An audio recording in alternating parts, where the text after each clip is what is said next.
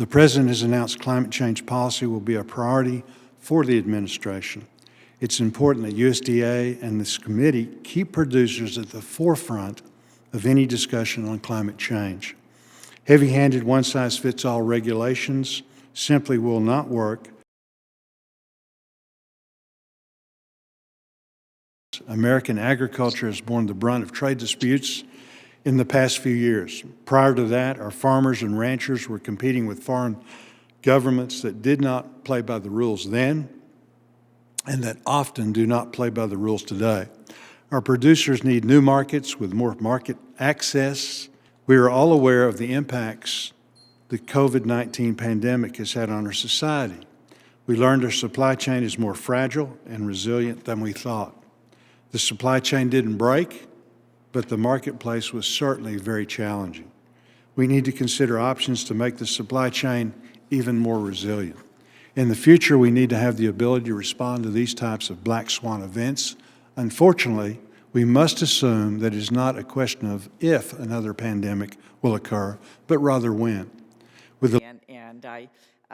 Even though the Senate is still finalizing the formal, your deep knowledge of the department and understanding of agriculture and rural communities is needed now more than ever.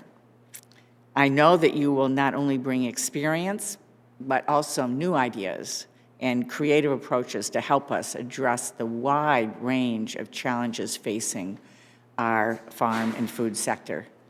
And so change the world before our very eyes. Many essential food workers were on the front lines. Not all farmers had the same opportunity for prosperity in good times or farm support during bad times.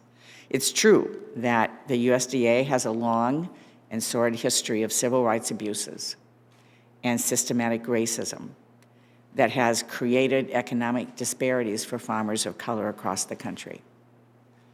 It's unacceptable, and it's long past time to address this head-on. Stabenow.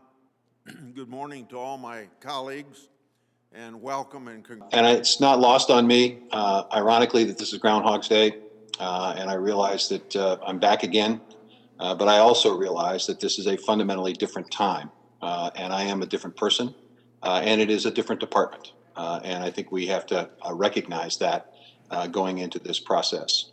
Iowa and former Secretary of Agriculture for 8 years. Are in a why not moment in terms of the openness and competitiveness of our markets. The reality is we lack openness, fairness, and competitiveness and resiliency, as the COVID-19 crisis has shown, in many of our agricultural markets.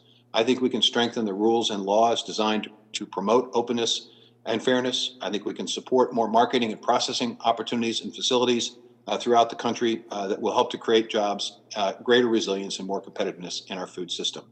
People of Iowa and the country. He is someone that I have a great deal of admiration for. We need to fully, deeply, and completely address the longstanding inequities, unfairness, and discrimination that has been the history of USDA programs for far too long.